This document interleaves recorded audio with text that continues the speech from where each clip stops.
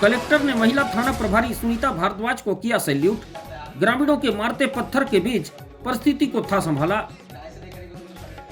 अमेरा कोल परियोजना भूमि अधिग्रहण के मामले में कानून व्यवस्था बनाए रखने और ग्रामीण जनों को शांति एवं संयम बरतने की समझाइश देने में प्रशासन और पुलिस अमला लगातार सक्रिय रहा।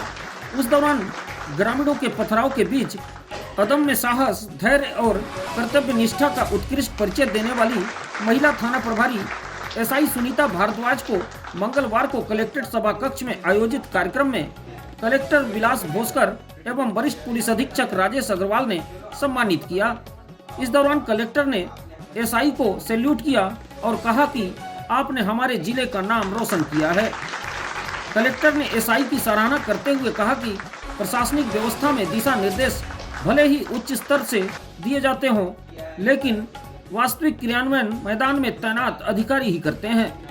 उन्होंने कहा कि जिस धैर्य, साहस और कुशलता से महिला थाना प्रभारी ने संवेदनशील परिस्थिति को संभाला, वह प्रशंसा योग्य है। वरिष्ठ पुलिस अधीक्षक राजेश अग्रवाल ने कहा कि पुलिस का मूल दायित्व कानून व्यवस्था बनाए रखना है।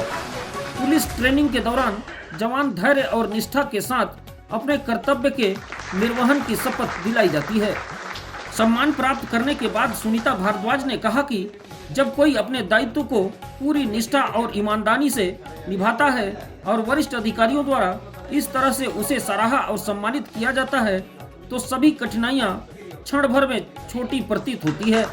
मुझे चोटें तो आई थी, लेकिन ऐसा लग रहा है कि मैं अब उस घटना को भूल चुकी हूँ। अमेरा खदान विस्तार को लेकर ग्रामीण व पुलिस के बीच खूनी संघर्ष हुआ था। ग्रामीणों के पथराव में 40 पुलिस अधिकारी कर्मचारी घायल हुए थे।